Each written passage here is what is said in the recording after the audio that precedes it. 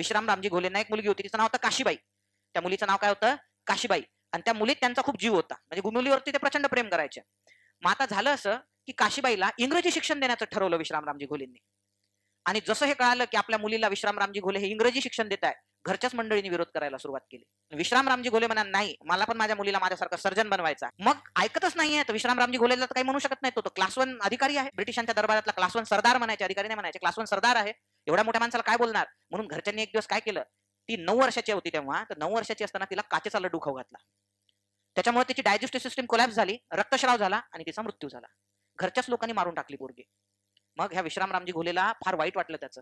म्हणून त्यांनी काय केलं, पुण्यामध्ये जी शुक्रवार पेठ आहे, दगडूशेठ हलवाईच्या रस्त्याने जातानाच तो लागतो, तिथे गेलेला फार वाईट वाटलं त्याचं. तिच्या नावाने तिला ते बाहुली म्हणायचे, कारण ती बाहुलीसारखी दिसायची. म्हणजे स्वतःच्या मुलीवर प्रेम आहे. काशीबाईला ते काय म्हणायचे? बाहुली म्हणायचे. आणि ह्या बाहुलीचा मृत्यू झाल्यानंतर तिथंच त्यांनी एक हौद बांधला, जो सर्व जाती धर्मांसाठी खुला होता. त्याला बाहुलीचा हौद म्हणून ओळखला जाते. सो तो सिम्बॉल आहे, की स्त्रियांना शिकू दिल्या जात नव्हतं त्या कालखंडामध्ये, की महात्मा ज्योतिराव फुलेंनी हे घडायच्या खूप वर्ष आधी, म्हणजे जवळपास 20-30 वर्ष आधी मुलींची शाळा काढली. विचार करा त्यांना काय विरोध झालेला असणार आहे.